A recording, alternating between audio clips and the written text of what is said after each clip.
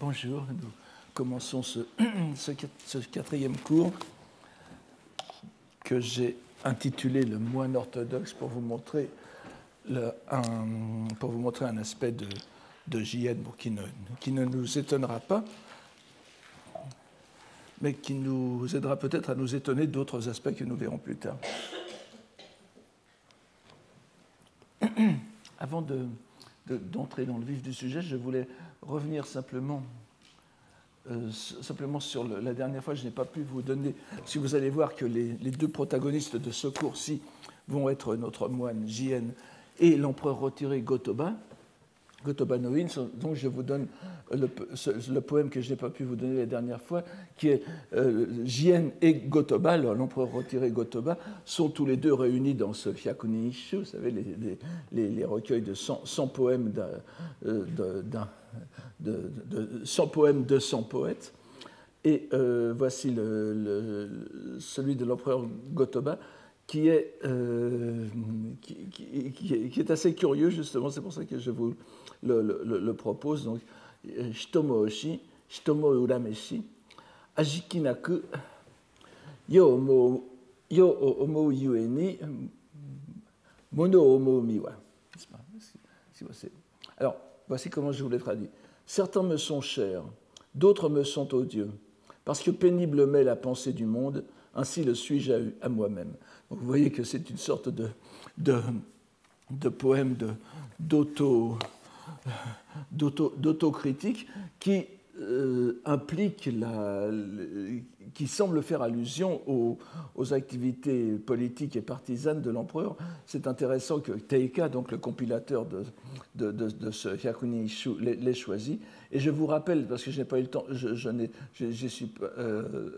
j'ai passé très rapidement dessus la dernière fois, le poème de Jien qui est dans ce Hyakunin Isshu, qui est le seul, comme je vous l'ai dit, le seul poème dont la tonalité soit vraiment bouddhique. Je vous le redonne parce que vous allez voir qu'il va y avoir un écho dans le texte que nous allons lire aujourd'hui.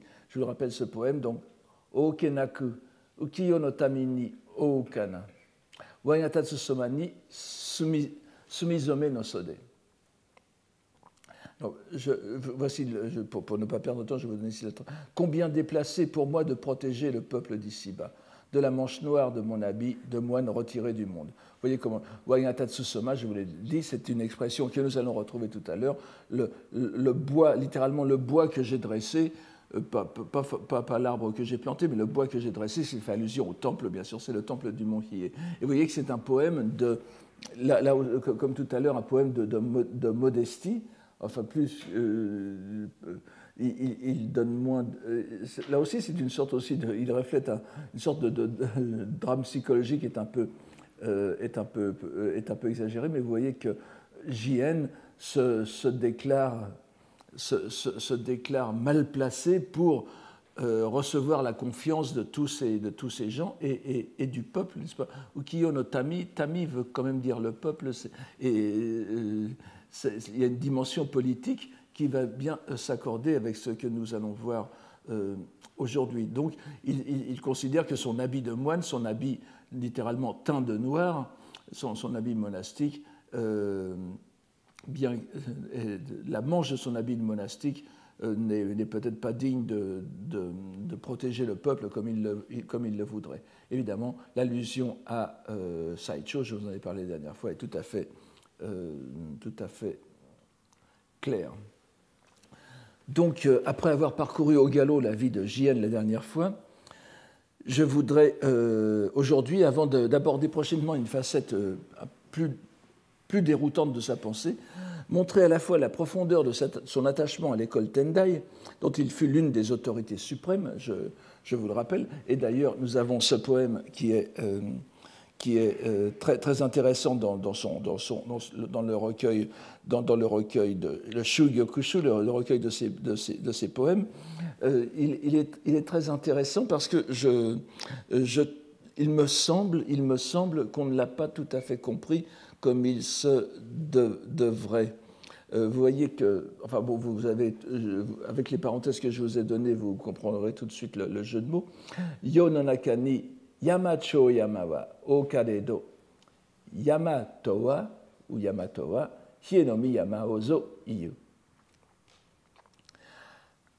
Alors, la plupart des gens le comprennent comme dans ce monde, n'est-ce pas? Certes, en ce monde, les montagnes, les vraies, Yamacho, Yama, les montagnes, les vraies sont nombreuses, mais pour ce qui est de la montagne, comme je vous donne la traduction, l'interprétation normale, pour ce qui est de la montagne, eh bien c'est l'auguste mont Hiei, n'est-ce pas? Bon, donc il y a beaucoup de montagnes. Il y a beaucoup de montagnes, mais quand même, la vraie montagne, c'est le mont Hiei, c'est-à-dire le centre de l'école Tendai. Mais, comme vous le voyez, si vous lisez, tout dépend. Yononaka, c'est vrai que Yononaka veut dire le monde, mais le monde restreint, qui très souvent, il désigne le Japon. Seulement, si l'on, je vous rappelle encore une fois que ces poèmes ne sont pas ponctués et que l'utilisation des kanji est parfaitement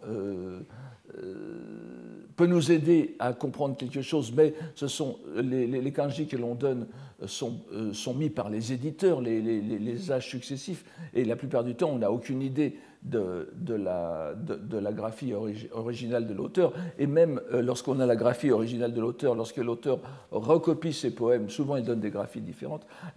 Alors que on voit très bien qu'entre le Kaminoku et le Shimonoku, n'est-ce pas, vous avez une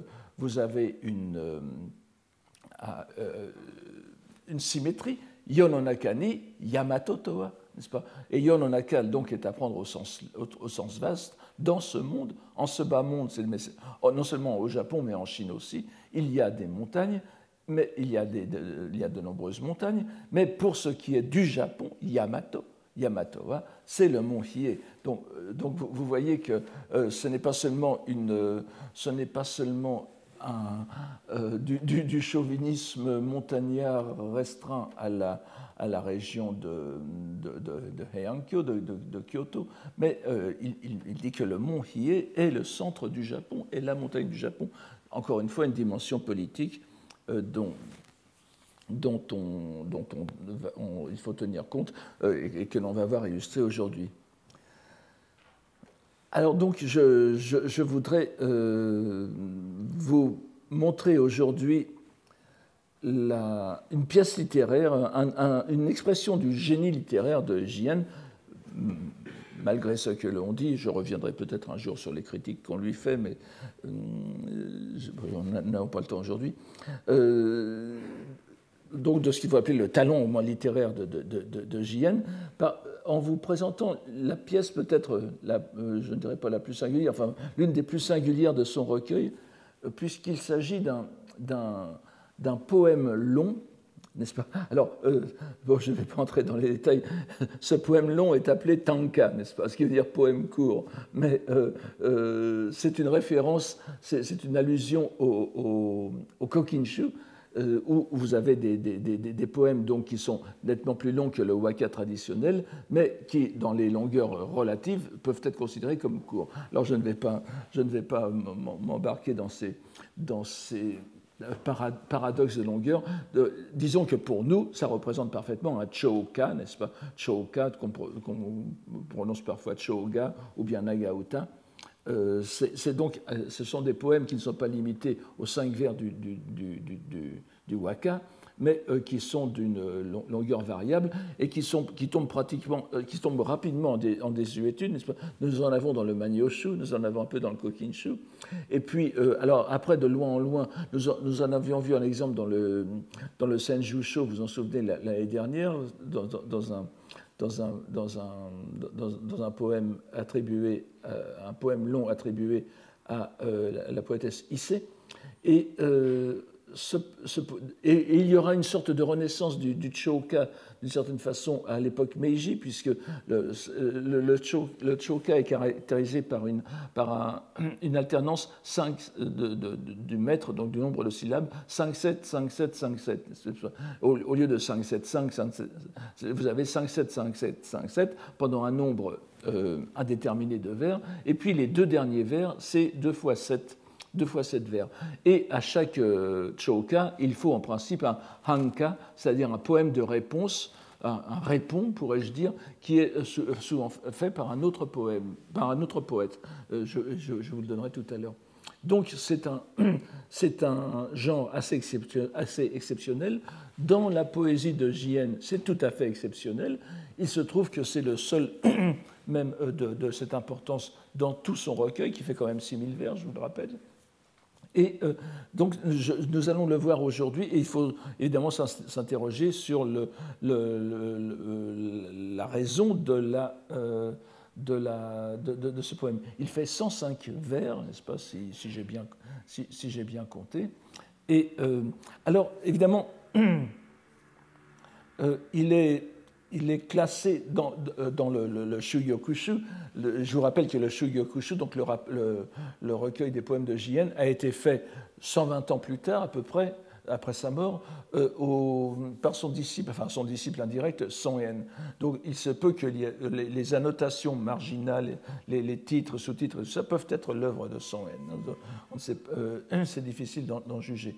Mais une chose est sûre, en tout cas, dans le recueil, ce poème est qualifié de homonka. Homonka, vous le savez déjà, ceux qui ont écouté les cours précédents, c'est en principe, le homonka, littéralement, poème portant sur le texte ou un texte de la loi, c'est en principe une variante, un sous-genre du Shakkyoka. Shakkyoka, dont je vous ai déjà trop souvent parlé pour que je vous redonne les termes ici. Shakkyoka, ce sont les poèmes bouddhiques, sur la doctrine de Shakyamuni, les poèmes bouddhiques. Les homonka sont plus spécifiques, ce sont des poèmes bouddhiques portant sur des citations scripturaires. C'est-à-dire que la plupart des poèmes bouddhiques que nous voyons ici sont des homonka, n'est-ce pas, qui interprètent la lettre d'un sutra, en principe. Or, ce poème est présenté ici comme un homonka, mais ce n'est pas du tout une explication du sutra du lotus, puisque c'est un poème, vous le verrez, qui décrit la situation religieuse de son époque. Alors, est-ce un poème? Pourquoi homonka, n'est-ce pas? C'est vrai que vous verrez que ce qui est à l'arrière-plan, c'est la renaissance du Sutra du Lotus. Alors, c'est peut-être en ce sens qu'il faut le comprendre, mais c'est un peu bizarre comme appellation. En revanche, l'autre appellation qui est donnée après le titre homonka, n'est-ce pas? Jukai Oyosete, un poème qui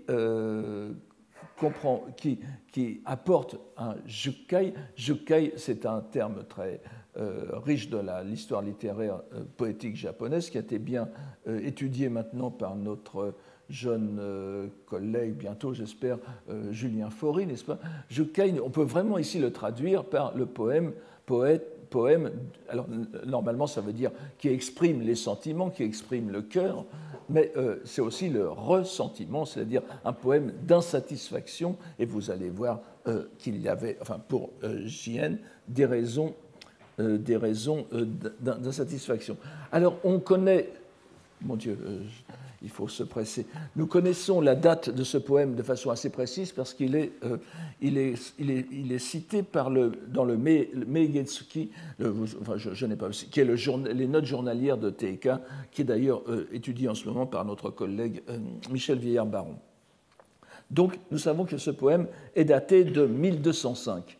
1205, vous vous en souvenez peut-être, nous sommes vraiment dans une époque charnière. D'abord, 1205, c'est l'année où le Shinkokinshu, donc le recueil, l'anthologie officielle qui se veut la reviviscence, la remise au goût du jour et le même texte fondateur que le Kokinshu de 905, trois siècles plus tard, sous l'égide de l'empereur Go-Toba. C'est aussi le moment où, 2 ans plus tard, le même empereur Go-Toba va faire ce fameux Saisho Shiten-no-ji dont je vous ai parlé, cette espèce de résidence, de temple-résidence qui est sur le terrain du Shonen. C'est le moment où l'on voit que l'empereur Go-Toba entend l'empereur retiré, je vous le rappelle, mais qui ne se voudrait pas si retiré que ça, conçoit de grands projets. Donc, Alors, pour ce qui est, oui, je ne vais pas. Je suis quand même obligé de vous dire que je vous ai peut-être déjà parlé de ce recueil qui s'appelle Ryojin Kisho, n'est-ce pas? Littéralement le texte, le dossier secret, si je puis dire, voire le commentaire, mais enfin, c'est vrai qu'il y a une partie commentaire, le commentaire secret de la poussière sur les poutres, n'est-ce pas? Qui veut dire, donc, vous savez, c'est la poussière qui danse sur les poutres, c'est une sorte de synonyme de la musique. Un recueil très, très curieux de l'époque, de cette époque-là, un peu antérieure, qui est compilé autour de l'empereur Go-Shirakawa, donc, qui est aussi un autre empereur retiré et qui est l'empereur qui a vu la fin de Heian, n'est-ce pas, en 1192. Et dans ce Ryojin Kisho, vous avez des choka aussi, mais ils ne correspondent, ce qui est considéré comme choka, mais ils ne correspondent pas du tout au modèle que nous avons aujourd'hui. Alors, il faudrait que nous en... Je vais vous donner, disons, plan par plan, l'avance de ce poème, et puis si nous avons le temps, à la fin, je vous en ferai la lecture complète pour que vous voyez mieux les articulations. Mais... Alors, vous avez le texte sous les yeux, je vous en donne la traduction parce que nous ne pouvons pas lire les 105 vers, n'est-ce pas, vous les lirez. Alors, depuis que le clair de lune, n'est-ce pas, le Tsuki no Kage, je n'insiste pas sur tout ça, vous le savez, n'est-ce pas, depuis que le clair de lune, qui se leva, sous-entendu, autrefois sur l'auguste mont des Aigles, s'est couché au bois des grues, n'est-ce pas, Tsuru no Hayashini. Alors vous voyez encore l'allusion à ce... Vous vous souvenez du poème que je vous avais donné la dernière fois, où l'on voyait la sixième heure en quelque sorte. Et on voit encore la même idée ici. C'est une idée qui est très chère à Jien, n'est-ce pas? Je vous donne ici deux de ces poèmes où vous avez exactement la même idée. Wareki kishi washi no miyama no koto no ha wa tsuru no hayashi no nochi ni koso chire. C'est-à-dire donc que les paroles que j'ai entendues sur l'auguste montagne, sur l'auguste montagne des Aigles, tsuru no hayashi ni koso Hayashi no Nochi ni Koso Chire, elles se sont dispersées après le bois des grues. C'est-à-dire, donc, vous voyez que le bois des grues, enfin, c'est peut-être inutile de le rappeler, mais désigne le nirvana de Bouddha, n'est-ce pas? Vous savez que lorsque le Bouddha est mort, les arbres Shara Soju no Hana no Iro, n'est-ce pas, comme dit le début du Heike Monogatari, les arbres Shara qui étaient là ont vu leur feuillage blanchir brusquement. Et ça rappelait un vol de grues. Donc le bois des grues implique toujours le nirvana. Et vous avez de l'autre côté un autre poème de Jien qui montre bien le rôle de la lune ici. Washi no yama iriyukutsuki no ato ni wa mata izubeki minao kikuzo ureshiki. Donc après que la lune se fut couchée à la montagne des Aigles, n'est-ce pas? Donc là où le lotus a été prêché, quelle joie, Zo Udeshiki, quelle joie d'entendre le nom du Bouddha qui va apparaître. Vous voyez donc que la lune, c'est Shakyamuni. Donc il n'y a pas ici. Donc on est tout à fait, dans le même esprit de Jien. Ce poème fait écho à de nombreux autres poèmes de Jien. Et ce qui est intéressant, c'est que vous voyez encore l'ambiguïté du bois des grues, c'est-à-dire du nirvana. Ça désigne à la fois la dernière période de l'enseignement du Bouddha, mais ici, comme vous allez le voir tout de suite, l'allusion est extrêmement claire à la période de Mappo, n'est-ce pas, c'est-à-dire du déclin de la fin de la loi. Donc, depuis que le clair de lune qui se leva autrefois sur l'auguste mont des Aigles s'est couché dans le bois des grues, si l'on fait le compte des années qui ont passé, ce sont 2000 ans qui se sont écoulés, je n'insiste pas, n'est-ce pas, les deux premiers aspects de la vraie loi et la loi de semblance, et d'être entré dans les 500 années de la dernière période nous comble de tristesse. Vous voyez que Nochi no Itsutsu no Momotose ni Ininikeru koso Kanashikere. Alors, vous voyez d'une part qu'il donne, il y a bien cette idée de l'entrée dans la période de la fin de la loi, où la loi n'est plus, normalement, vous savez, la loi n'est plus transmise que par les sutras, mais elle n'est plus appliquée, elle n'est plus mise en pratique. Et en même temps, il donne ici une durée tout à fait restreinte à cette dernière période, alors que, comme je vous l'ai dit la dernière fois, vous savez, elle dure en réalité, si l'on s'en tient en bouddhisme, des millions d'années, mais lui, il l'a réduit à 500 ans. Donc, nous reconnaissons sans peine l'allusion évidente aux trois périodes, les Sanji, donc, dont l'entrée dans la troisième pesait tant sur les consciences religieuses de la fin de Heian. Mais ici, cette dimension prend un sens particulier, puisque c'est un poème consacré au mont Hiei, dont la raison d'être est le lotus et sa pratique pleine. Et vous vous souvenez de la dernière fois, dans notre évocation très rapide de la carrière de Jien, il y a ce séjour très important où Ebumidera, où, nous dit le texte, il a fait Myokyo Tsuri Seri, enfin bon, c'est-à-dire il a tsu, n'est-ce pas, il a pénétré Myokyo dans le sutra sublime qui est le sutra du lotus, il a pénétré Ri pour en tirer des bienfaits. C'est-à-dire qu'il s'est livré à une pratique extrêmement concrète de récitation du Sutra du Lotus qui vise à des pouvoirs réels. Donc c'est exactement le contraire de ce qu'est le Mappo, n'est-ce pas, puisque, vous vous souvenez, dans la période du Sutra, dans la période de la fin, il n'y a plus que les sutras, il n'y a plus la pratique, Gyo, et il n'y a plus Sho, l'attestation, la réalisation de la pratique. Donc c'est donc une mise en situation chronologique, et voici la suite, n'est-ce pas? Hélas, ô combien, tandis que se dissipait l'écume de l'eau de la loi, Nori no Mizu no Awa, qui était Yuku. C'est en cette époque que je naquis, et en elle, Soreni kokoro o sumashitezo, c'est en elle que je me suis purifié l'esprit, Waga Yamakawa ni Shizumi Yuku, plongeant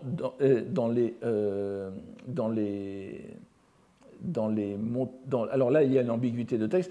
Il fait à la fois allusion aux pratiques religieuses qu'il a faites, me plongeant dans les torrents de notre montagne, c'est-à-dire du mont Hiei, et en même temps la loi qui est l'eau de la loi, Mizuno Awa, l'écume de l'eau de la loi, disparaît, Shizumu, en même temps que les torrents. Donc c'est à la fois une allusion aux pratiques et à la disparition de la loi. Et ensuite, donc, en tout cas, c'est la situation du mont Hiei. Et voici ce qu'il dit ensuite. Kokoro araso nori no shi. Alors vous voyez qu'il y a un terme chinois ici, shi, n'est-ce pas? Mais, donc, les maîtres de la loi bouddhique, qui rivalisent en leur cœur, wademo, wademoto, en disant moi d'abord, provoquant des désordres aussi pénibles que les filaments emmêlés des saules verdoyants. Je suis obligé de traduire littéralement, n'est-ce pas? Aoyagi no ito tokoroseku, le ito qui veut dire trait, tout simplement, mais ça veut dire aussi le filament. Donc aoyagi soutient l'adverbe trait, n'est-ce pas? Donc la phrase va continuer. Donc, cette fois, l'allusion est ici très nette. Vous voyez que tout à l'heure, il faisait allusion aux pratiques que lui-même et d'autres ont faites sur le mont Hiei. Et maintenant, Norinoshi, c'est-à-dire les Hoshi, les maîtres de loi. Vous vous souvenez que les maîtres de loi, c'est un terme honorifique que l'on donne aux ascètes pratiquants, un peu synonyme du hijiri que nous allons voir tout à l'heure. Ce sont des gens Saigyo Hoshi, n'est-ce pas? Ce sont des gens qui n'ont pas de grade spécifique dans la hiérarchie, enfin, en tout cas, tel qu'on les présente dans la hiérarchie bouddhique, mais ils ont un grade, ils ont une appellation honorifique qui reflète leur statut un peu marginal. Il fait allusion ici aux ermites. Donc, alors, dans leur désir de compétition, kokoro arasu, n'est-ce pas, ils ont midare quitté, ils ont provoqué le trouble. Midaru, c'est vraiment le trouble politique aussi, enfin le trouble politique et administratif dans le mont Hiei. Donc cette fois, c'est vraiment une claire allusion au désordre qui frappe la communauté monastique. Et en particulier, bien sûr, vous vous souvenez que vous avez vu dans notre petite présentation de la vie de Jien qu'il a été 4 fois zasu, n'est-ce pas, patriarche du Tendai, souvent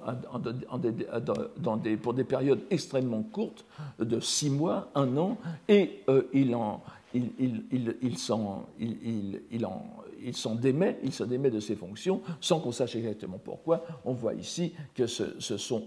J'avais fait allusion la dernière fois à la situation politique de son frère, de son frère aîné, Kanezane, n'est-ce pas, qui influe bien sûr sur la situation de Jien, mais ici il attribue cela vraiment à des péripéties internes, des désordres internes à la loi, au mont Hiei. Donc, la phrase continue. Tandis que les fleurs du printemps et les feuilles d'érable rougies de l'automne se sont dispersées. Et ici, vous avez Miyamabe. Alors, Miyamabe, c'est le profond des montagnes, c'est aussi le mont Mi écrit avec le honorifique, c'est le mont Hiei, n'est-ce pas? Michi ni Madoite. Donc, errant dans le sentier au flanc du mont profond, où sur les ramilles ne subsiste plus de traces, Kozue Atonaki, ne subsiste plus de traces. Ainsi je passe, mais il ne sert à rien d'être seul à se préoccuper de la situation. Kokoro todomuru ni kaimo naki nagisa, n'est-ce pas? Je passe sur le jeu de mots. Naki, ce sont les 2 premières syllabes de nagisa qui veut dire le rivage. Donc kaimo c'est à la fois la fin de la première phrase et le début de la phrase qui va suivre. Donc, il ne sert à rien d'être seul à se préoccuper de la situation. Jien, comme il arrive souvent chez les moines japonais, se présente ici comme le seul à être vraiment préoccupé de l'avenir du mont Hiei. Et il décrit son propre désarroi donc, face à ces dissensions internes. Et ce qui est intéressant pour ceux qui connaissent le Sutra du Lotus, n'est-ce pas, c'est que toute cette phraséologie se retrouve, par exemple, dans le Sutra du Lotus, c'est le désarroi de Shaliputra, vous voyez, je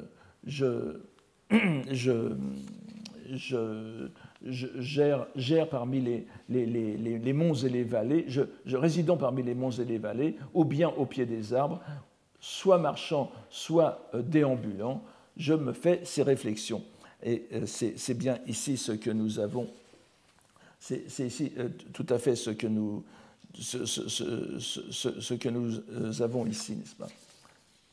Et vous voyez par exemple, je me fais ces réflexions à la fin, Jo shiyuizeji, n'est-ce pas? Tsuneni konokoto shiyuisu, c'est exactement la transcription de Todomuru ni Kokoro Todomuru, n'est-ce pas? Je pose mon esprit, je pose ma pensée sur ces choses tout seul, mais sans aucun succès. Bon, là, je voulais simplement vous faire remarquer qu'un moine Tendai postérieur à Jien, contemporain quasiment de Son Yen, prend presque la même phrase pour décrire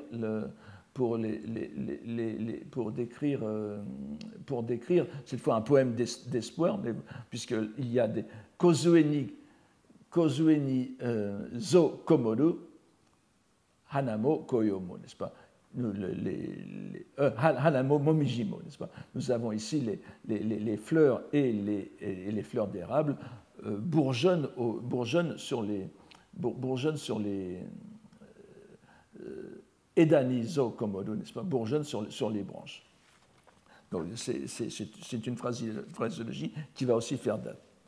Alors, l'absence de bourgeons sur les ramilles suggère que la tradition orthodoxe du Tendai est pour lui interrompue et qu'il est le seul à s'en soucier.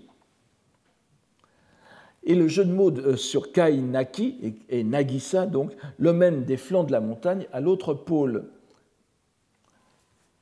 de l'axe religieux du Tendai, de l'axe géographique religieux du Tendai, qui sont les rives du lac Biwa, en la province d'Omi, et à la plage de Shiga, Shiga no Ura. Alors, donc, il était sur la montagne, et maintenant nous voyons en la plage de Shiga, où elle a fait descendre son émanation. Bien que je m'en fusse remis à la grâce de la divinité de Hiyoshi, bien peu profond, hélas, est le courant de la rivière où les vœux se remplissent.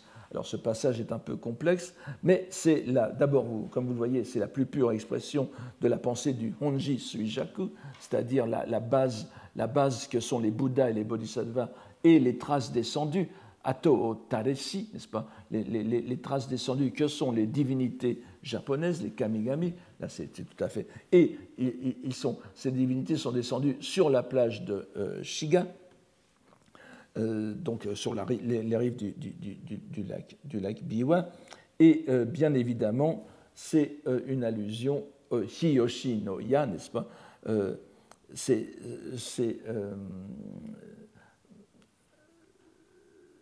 une exclamation ici, Hiyoshi no Ya, Kami no Migumi no Megumi o, c'est-à-dire la grâce du dieu de Hiyoshi, c'est-à-dire le Sanno, le dieu de Sanno Gongen, l'avatar du dieu de la montagne, dont la base originelle est le Bouddha Shakyamuni. Donc c'est une divinité cette fois nous sommes dans le domaine du Shinto, mais qui soutient géographiquement et dans la pratique le mont Hiei, n'est-ce pas, et l'école Tendai. Donc vous voyez que dans cette période de désarroi, il s'en remet aussi à la force du mont, à la force de la divinité de Hiyoshi. Malheureusement, pour comprendre aussi ce poème, il faut faire attention au fait. Alors, je vais être obligé je ne vais pas vous citer, je vous les donne simplement très rapidement ici. Il faut faire attention que chez Jien, le Shiga no Ura, la plage de Shiga, comme vous le savez, à l'époque, dans la poésie, les sonores et les sourdes, les consonnes sonores et sourdes alternent et on peut tenir compte de leur sonorisation ou non pour le sens. C'est aussi Shika no Ura. Et Shika, comme vous le savez, ce sont les cerfs, les cervidés, les daims, etc.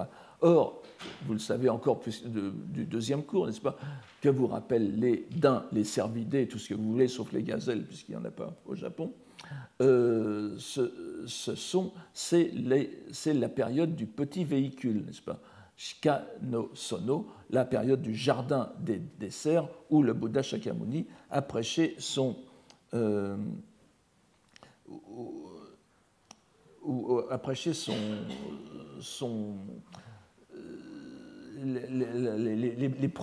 les premiers rayons, si vous voulez, de la roue du Dharma. Et je vous donne ici un autre poème de Jien qui dit bien la même chose, n'est-ce pas? Ce poème, je l'avais traduit de cette façon. Les fleurs en leur éclat, telles que nous les vîmes à Shiga, ou à la plage des cerfs, ne changeront goutte, Tsuyumo, n'est-ce pas, sur la sente du mont des Aigles. Vous voyez, donc, et c'est un poème qui est donné sur un passage du Sutra du Lotus, Nanjira no Okonao Tokoro wa Kore Bosatsudo Nari, ce que vous pratiquez, vous les auditeurs, c'est-à-dire les gens du petit véhicule, c'est en réalité la voie des bodhisattvas.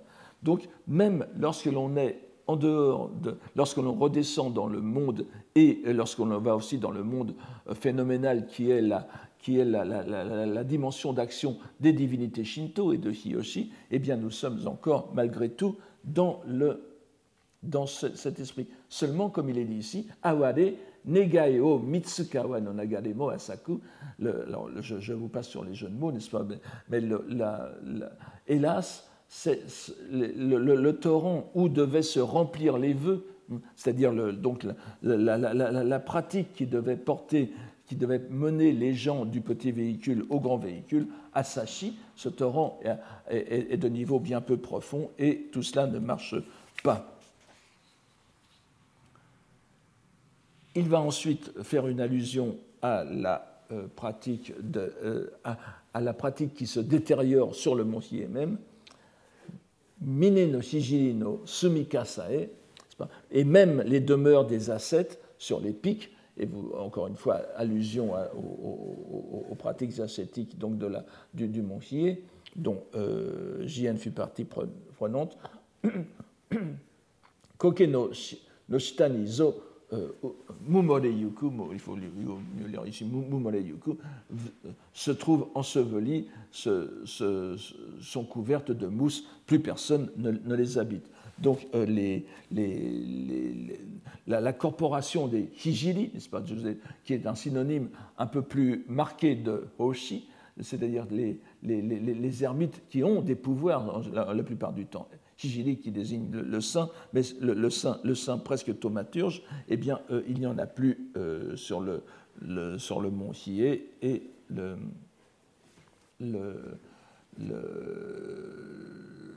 l'efficace de la montagne s'en ressent.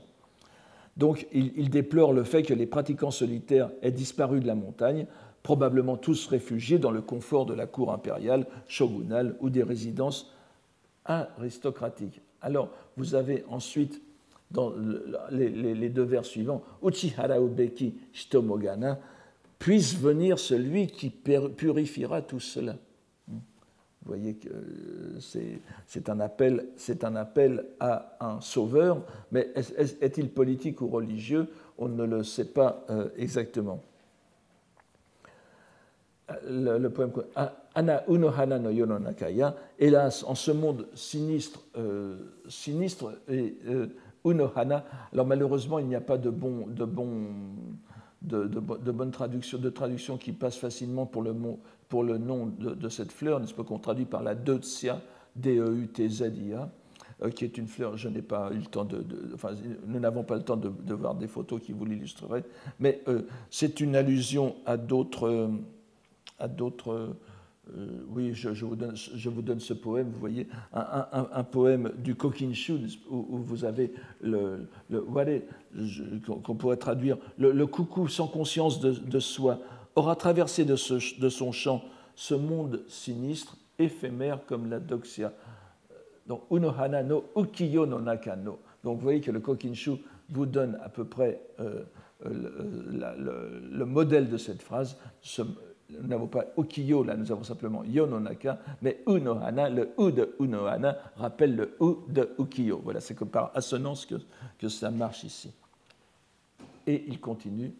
Vains sont les songes du printemps, et dès que l'on pense aux ramilles de l'automne, vains sont les songes du printemps, et dès que l'on pense aux ramilles de l'automne, qui pourrait se rendre aux neiges de l'hiver? Vous voyez que la unohana est une fleur de l'été, donc il reste encore 3 saisons à énumérer. Donc l'été a été pris par le sinistre éphémère, le printemps et ses aspirations, les rêves du printemps, et ce mot de rêve est intéressant, nous le reverrons la semaine prochaine, ont montré leur vanité, et les ramilles dénudées de l'automne, vous voyez que contrairement à tout à l'heure, c'est les ramilles dénudées de l'automne qui sont stériles, donc n'engagent pas à aller admirer les neiges.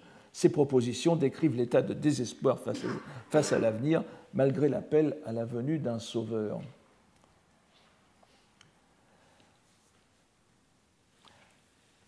Kakute yaimawa, alors même que je m'inquiétais, to omou karani, alors même que je m'inquiétais à l'idée, atotaem, donc imawa atotaem, à l'idée qu'ainsi de nos jours la trace, c'est-à-dire la tradition, allait disparaître, m'en remettant précisément à ce souci qui ne quittait pas mes pensées, au point qu'elles parussent étranges en leur complexité. Je ne peux me retenir de vous expliquer le kure hatori ayashiki made no wanga omoi, n'est-ce pas?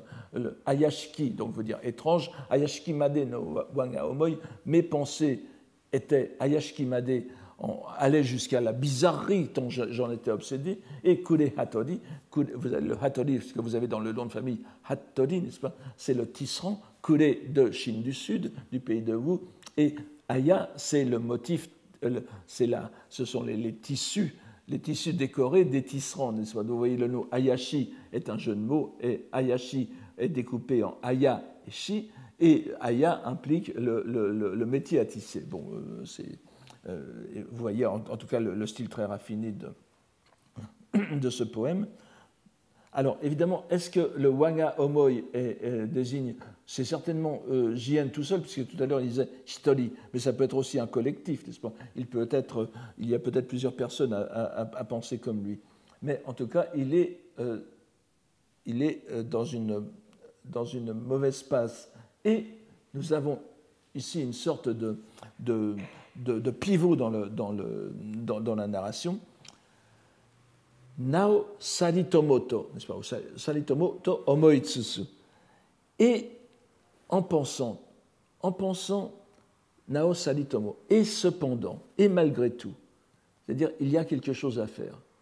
C'est une sorte, vraiment, pas de retournement de la pensée, parce que mais il quitte ce monde du désarroi et s'en va, change d'univers. Shibashi miyako ni yasuraite. Ayant quelque temps séjourné à la capitale. Alors, shiite, le shiite kokoro o tsukubayama. Alors là aussi, il faudra. Je me retrouvais bien contre moi, bien malgré moi, ému des couleurs de la fleur de l'auguste loi subsistant encore. Nokoru minori no hana no iro ni shiite kokoro o tsuku. Je suis frappé du reste de la splendeur du Sutra du Lotus que je retrouve à la capitale. Alors, Tsukubayama, comme vous le savez, le mont Tsukuba est l'un des monts célèbres du Japon. Il est divisé il comprend deux pics, un pic mâle et un pic femelle, ce qui implique donc une relation amoureuse qui implique des soupirs, et ce qui explique pourquoi Shigeki Nageki no Toshi Otazune, des soupirs aussi nombreux. Et, alors, donc, ayant quelque temps séjourné à la capitale, je me retrouvais bien malgré moi ému des couleurs de la fleur de l'auguste loi subsistant encore, et considérant ces années tragiques qui renouvellent les soupirs aussi nombreux qu'au mont Tsukuba. Alors ces soupirs, à quoi sont-ils dus, n'est-ce pas? Je vous donne un poème de Teika, mais nous n'avons pas de... Shizumu mukashi no tama o toi, suku kokoro o fukaku shite, tsutome yuku koso aware nare. Pris de pitié pour les mânes qui jadis furent engloutis, sous-entendu dans les mauvaises voies, et dans un profond désir de leur venir en aide, je m'évertuais à faire pour eux des rituels. Avec quelle émotion! Et ça nous explique pourquoi il descend à la capitale du mont Hiei, n'est-ce pas?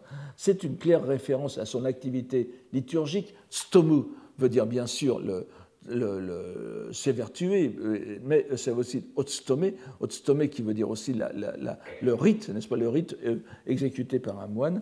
Et c'est une allusion au fait que Jien était descendu à la capitale pour exécuter des cérémonies pour apaiser les esprits des guerriers morts longtemps auparavant, enfin presque 50 ans auparavant, lors des troubles de l'ère Hogen, n'est-ce pas? Et c'est attesté, et les commentateurs font bien le lien entre les deux. Le fait qu'il aille à la cour de Gotoba, c'est pour pratiquer cette cérémonie. Et vous voyez que brusquement, la crise spirituelle qu'il évoquait tout à l'heure prend une dimension politique où le sauveur, Haraubeki Shito Mogana, n'est-ce pas? Le sauveur peut apparaître effectivement comme un empereur. C'est le second paragraphe ici. Et en pensant au règne de Monseigneur, je ne vais pas trop insister sur les allusions, elles sont trop nombreuses, le temps passe plus vite que prévu. Et en pensant au règne de Monseigneur, pensée qui résonne en moi aussi fort que le son de la cloche du crépuscule, et j'adopte l'idée des commentateurs, le tsurezure doit plutôt être lu tsukuzuku, n'est-ce pas? Donc, kane no tsuku et tsukuzuku to waga kimi no yo omou ni mo. C'est dans la splendeur, n'est-ce pas, nioïté, la splendeur des couleurs de la fleur du lotus de la loi, que je laissais reposer pour un temps ma pensée, dans le désir d'être le pont qui fera traverser les êtres. C'est intéressant, le Yasumu, Shibashi Kokoro Yasumubeki, dans le Hojoki, n'est-ce pas? Je vous donne cette phrase du Hojoki, vous avez pratiquement la même phrase, Shibashi mo konomi o yadoshi, tamayura mo kokoro Yasumubeki.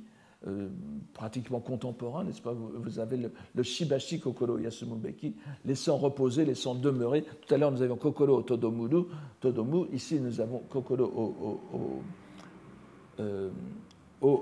Yasumubeshi.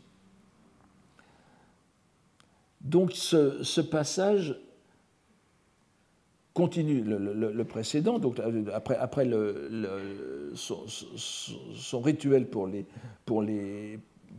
mânes, pour les âmes des guerriers disparus, et il fait allusion à la sympathie, il semble faire allusion à la sympathie qu'il a trouvée dans l'entourage de l'empereur Go-Toba, n'est-ce pas? Wanga Kimi no Miyo Omo, en pensant au règne de mon seigneur, de mon souverain, de mon empereur. Et qui lui donne donc l'espoir de pouvoir poursuivre l'œuvre salvifique fondée sur le lotus, et œuvre salvifique qui est liée, qui a comme précédent son action liturgique pour les mânes des victimes. Et voici la fin du poème. Et à la fin, Tsuini, cette fois nous avions les Shibashi, mais maintenant Tsuini, et qui finit par un nagamen, n'est-ce pas, une forme qu'on pourrait expliquer comme le futur. Donc, là aussi, il y a de nombreux jeux de mots. Tsuini wa ikani asukagawa asuyori no chiwa, n'est-ce pas? Waga tachishi soma no tatsugi no hibiki yori. Vous voyez que Waga tachishi soma, c'est Waga tatsu soma que nous avons trouvé dans son poème du Hyakunin Ishu. Le fleuve d'Asuka, donc la rivière de Nara, c'est évidemment le jeu de mots sur Asuka, sera-ce demain, qui est repris, pour ceux qui ne comprennent pas, qui est repris immédiatement après par Asu Yori. Donc, et l'interrogatif, le ikani du début, en réalité couvre toute la phrase et les reprises avec ikade nagamen. Donc c'est une phrase assez complexe, et donc c'est ce que permet le nagauta, le chouka, n'est-ce pas? Vous pouvez avoir des phrases beaucoup plus complexes que dans les waka. Donc, mine no asagiri, harete no kite, kumora no miyo ikade nagamen. Vous voyez encore miyo ici, qui fait kimi no yo tout à l'heure. Nous sommes dans la pensée impériale. Et à la fin, donc, comment à l'avenir, rivière d'Asuka, désormais, alors, oui, excusez-moi, il faut faire attention, il y a un jeu de mots encore plus caché que d'habitude. Comme vous le savez,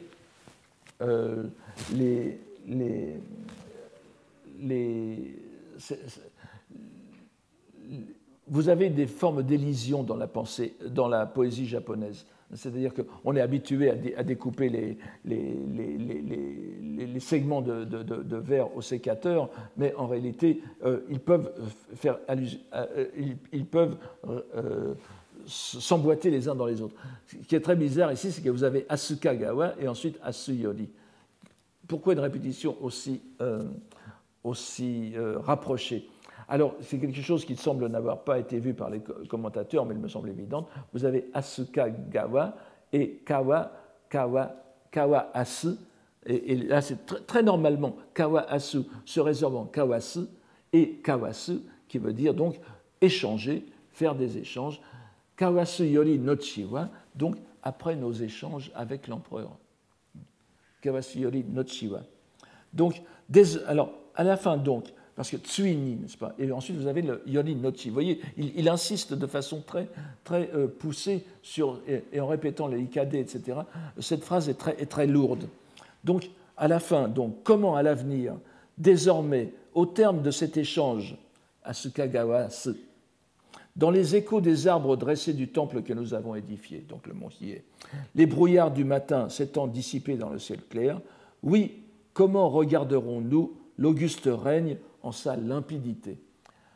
C'est à la fois le mont Hiei qui se dégage des nuages des désordres internes, et en même temps, c'est le nouveau règne, Miyo, de l'empereur Go-Toba, que nous pouvons contempler. Alors vous voyez qu'il y a ici vraiment une sorte de collusion entre l'empereur et le moine pour refaire une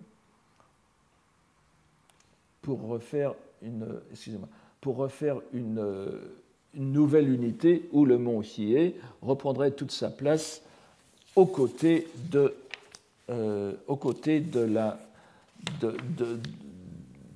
d'un empire renouvelé. N'oubliez pas que, évidemment, JN ne le sait pas, mais nous sommes à l'époque de Kamakura, c'est-à-dire que c'est le shogunat. Et vous savez que le coup d'État avorté, qui sera bien plus tard de Go-Toba no In, qui le mènera à l'exil en 1221, n'était que la résultante de cette activité qui commence à cette époque. Là, nous l'avons vu, pour restaurer le trône impérial. Alors, je vous redis très rapidement l'ensemble de ce poème pour que vous en ayez une meilleure idée, en simplifiant quelques petites choses. Depuis que le clair de lune, qui se leva autrefois sur l'auguste mont des Aigles, s'est couché au bois des Grues, si l'on fait le compte des années, ce sont 2000 ans qui se sont écoulés, et d'être entré dans les 500 années de la dernière période nous comble de tristesse. Hélas, ô combien, tandis que se dissipait l'écume de la loi, c'est en cette époque que je naquis, et en elle je me purifie l'esprit, plongeant dans les torrents de notre montagne. Double sens. Tandis que les fleurs du printemps et les feuilles d'érable rougies de l'automne se sont dispersées, errant dans le sentier au flanc de l'auguste montagne du mont Hiei, du Hiei, où sur les ramilles ne subsiste plus de traces. Ainsi je passe. Mais il ne sert à rien d'être seul à se préoccuper. En la plage de Shiga, où elle a fait descendre son émanation, bien que je m'en fusse remis à la grâce de la divinité de Hiyoshi, bien peu profond, hélas, est le courant de la rivière où les vœux se remplissent. Les demeures même des ascètes sur les pics vont s'enterrant sous la mousse. Puisse venir celui qui purifiera tout cela. Hélas, en ce monde sinistre et éphémère, vains sont les songes du printemps, et dès que l'on pense aux ramilles de l'automne, qui pourraient se rendre aux neiges de l'hiver. Alors même que je m'inquiétais à l'idée qu'ainsi de nos jours la tradition allait disparaître, me remettant précisément à ce souci qui ne quittait pas mes pensées au point qu'elles parussent étranges à leur complexité, en pensant que malgré tout, il y avait quelque chose à faire. Ayant quelque temps séjourné à la capitale, je me retrouvais, bien malgré moi, ému des couleurs de la fleur de la loi, y subsistant encore, et considérant ces années tragiques qui renouvellent les soupirs aussi nombreux qu'au mont Tsukuba, pris de pitié pour les mânes qui jadis furent engloutis dans les mauvaises voies, et dans un profond désir de leur venir en aide, je m'évertuais à faire pour eux des rituels, et avec quelle émotion. Et en pensant au règne de mon Seigneur, pensée qui résonne en moi aussi fort que le son de la cloche du crépuscule, c'est dans la splendeur des couleurs de la fleur du lotus de loi que je laissais reposer pour un temps ma pensée, dans le désir d'être le pont qui fera traverser les êtres. Et à la fin, donc, comment à l'avenir, désormais, au terme de cet échange, dans les échos des arbres dressés du temple que nous avons édifié, les brouillards du matin s'étant dissipés dans le ciel clair, oui, comment regarderons-nous l'auguste règne en sa limpidité? Alors, comme il se doit, ce poème long est conclu par un répon, Hanka, qui est de Teika lui-même, n'est-ce pas? C'est un contrepoint à ce poème qui le résume et l'approfondit. Ce contrepoint est paradoxalement assez pessimiste. Mais comme vous le voyez, il reprend un mot du poème, un mot très précis, ce qui nous fait ce qui nous fait comprendre que ce mot est vraiment le pivot, comme je vous l'ai signalé, il commence par le salitomo, n'est-ce pas? Le salitomo de tout à l'heure, n'est-ce pas? Et cependant, en pensant que malgré tout, il y avait quelque chose à faire, n'est-ce pas? Et Teika a bien compris ce qu'il y avait derrière ce sens. Salitomo toumu kokoro no fukakikana. Ah, quelle profondeur, n'est-ce pas? Dans cette pensée, salitomo toumu, je ne peux le traduire ici que comme cette pensée qui veut s'opposer, qui refuse la décadence. Mais la fin est plus pessimiste, le Shimonoku. Taete taeyuku Yamakawa no mizu.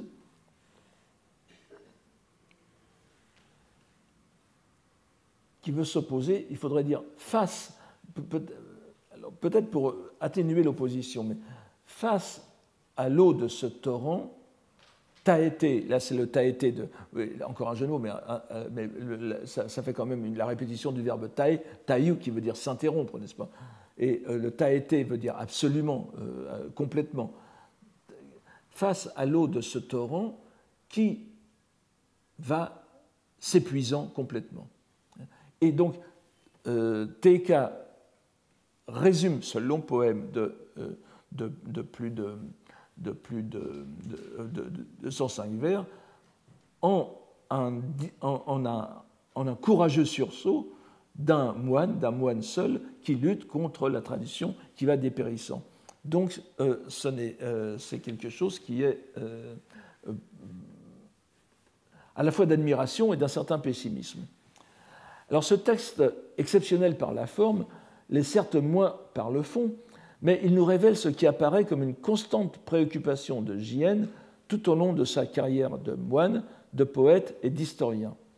Prélat du Tendai, et vous voyez le poème qui a été retenu dans le Hyakunin Isshu, n'est-ce pas? Moi qui suis indigne de protéger tant d'êtres et le peuple, Tami, n'est-ce pas, de mon vêtement noir. Donc c'est le sort de sa communauté qui lui importe avant tout. Et qu'il essaye de renouer avec l'empereur, avec un empereur, le Kawasu. Un empereur certes retiré, mais dont on peut penser qu'à l'époque où nous sommes, perçait déjà ses vastes ambitions politiques, n'est-ce pas? Napoléon perçait sous Bonaparte. Et cela va bien au-delà de la gloriole personnelle. Ce n'est pas, il s'est démis de ses fonctions, on ne sait pas exactement dans quelles circonstances, mais il s'en est démis volontairement par indignation. Il ne voulait pas discuter avec les forces d'opposition qui, en réalité, étaient soutenues par d'autres mouvements, d'autres forces de la cour. Nous reviendrons là-dessus dans la partie de Jien historien. Alors, on pourrait s'étonner qu'il veuille aller ainsi à l'encontre de l'atmosphère de Mappo. Le Mappo, la fin de la loi, c'est le fait que, justement, les sutras ne valent plus rien. Toutes les pratiques ne servent plus. Et vous voyez que le fait qu'il ait parlé des cabanes abandonnées, des ermitages abandonnés des pratiquants, reflète cela. Il n'y a plus de gyo, de okonao, il n'y a plus de pratiques, et il n'y a plus personne pour attester les pratiques. Mais donc, l'amidisme imprègne encore cette époque, mais ici, justement, il n'est pas question d'amida, il est question de l'entrée dans le Mappo, mais on voit bien qu'il résiste au Mappo ici.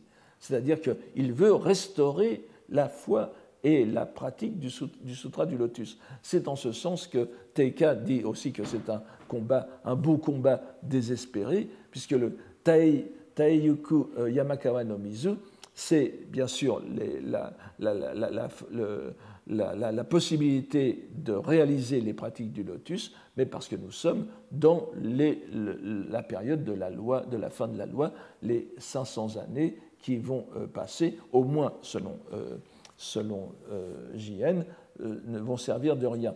C'est pour cela qu'il parle ici d'un combat désespéré. Mais ce qui est très intéressant, c'est l'idée pour Jien que renouer avec le pouvoir impérial, puisque, en fin de compte, Et là, on voit bien comment la pensée du Mappo est adaptée à la politique de l'époque. La dégénérescence de la loi fait aussi la dégénérescence politique et le fait que ce ne soit plus l'empereur qui soit au pouvoir, mais un vulgaire shogun, n'est-ce pas?